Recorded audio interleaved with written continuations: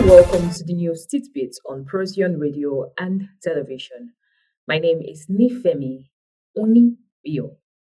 The Kaduna State Ministry of Youth Development says it is taking concrete steps to revive and implement the Demographic Dividend Roadmap 2024, which has remained largely unknown since its development.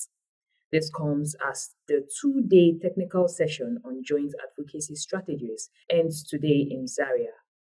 Our senior correspondent, Eis Akon, reports. The second and final day of the Youth Advocacy Technical Session brought together civil society actors, young people and development partners including LAFIA and UK Aid, who are working to strengthen the rollout of the Kaduna Demographic Dividend Roadmap. But the Commissioner for Youth Development, Barrister Gloria Ibrahim, says the roadmap has remained in obscurity since 2024, something the ministry is now determined to change. This program is very important to Kaduna State first and also to the youths of Kaduna State, because the program is talking about a document, the Demographic Dividend Roadmap, which is a document for the youths, and it's by the youths in Kaduna State, and the document is going to help in the development of the youths of Kaduna State. The ministry is now positioning itself as secretariat to drive sensitization, coordination, and implementation of the roadmap across the state. Now, the Ministry of Youth is going to act as a secretariat for the pushing of the document.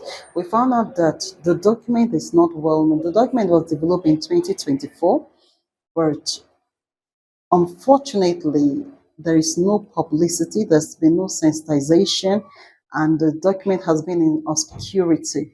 The Ministry of Youth Development will now sensitize youths and the whole populace of the document.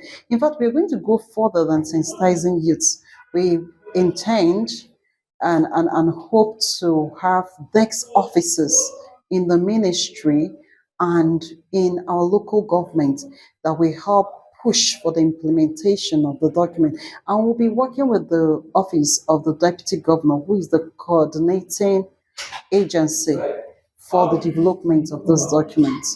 A major component of the ministry's plan is data-driven development, which the Commissioner says is critical for accurate planning, especially for youth with disabilities. A document we are working on right now with the Bureau of Statistics is the development of youth data for Kaduna State. Interestingly, when we had this summary briefing today, and the representative from the people with disability, special needs spoke, one of the things that came to my mind is one of the data we'll need quickly to get is the data of youths with disability in Kaduna State, because that is also one aspect of youth that the governor, His Excellency, is very particular about.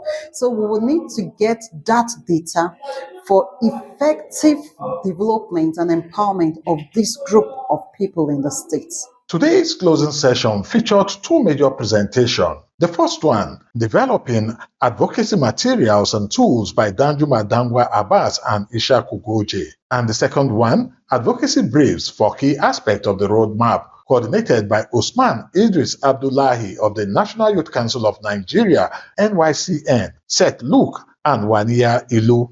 Participants submitted draft advocacy briefs and tools that will guide roadmap implementation across ministries, agencies, and local governments.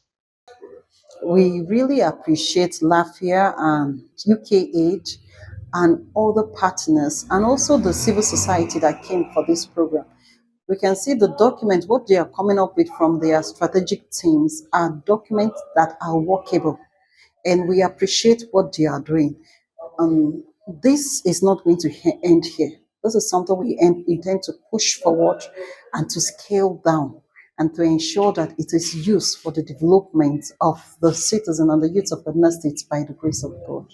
With the working group concluding their presentations, stakeholders say the next phase will be ensuring government adoption and community-level rollout of the roadmap. I am Eis Akon, Reporting from Zaria for Procyon RTV. That was Eis Akbon reporting from Zaria. The Kaduna Youth Ministry says sensitization activities will begin immediately as part of efforts to operationalize the Demographic Dividend Roadmap statewide.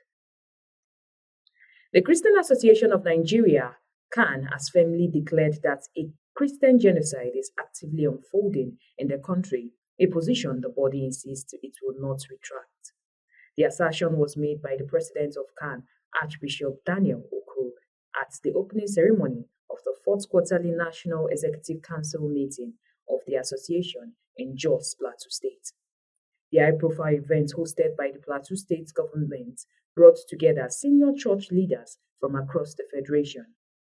Addressing the council, Archbishop Okoro emphasized that the Christian body stands unwaveringly by its long-held position. He stressed that years of coordinated attacks, unpunished massacres, and the forced displacement of indigenous Christian populations fit the pattern of international extermination. Fits the pattern of intentional extermination. The declaration reinforced the leadership's commitment to drawing attention to the security crisis facing Christian communities in Nigeria. Nigerian music video director Thank God Omori, popularly known as TG Omori, has alleged that his personal safety and security have been threatened after he publicly shared his opinion on same-sex relationship. The cinematographer sparked controversy over the weekend when he described homosexuality as evil. Omori has now revealed he has been receiving death threats following the controversy. The threat intensified after a magazine reportedly accused him of using the provocative subject matter to boost sales of his own brand of glasses. And with that, we end the news today on Procyon Radio and Television. My name is Nifemi Oni Bio. Please don't forget to like and subscribe to our YouTube channel at Procyon RTV. To get the latest news, visit our website at www.procyonnews.com. You can also follow us across all social media platforms on our unified handles at Procyon RTV. On behalf of the production crew, thank you for staying with us, and don't forget to keep shining like the star you are.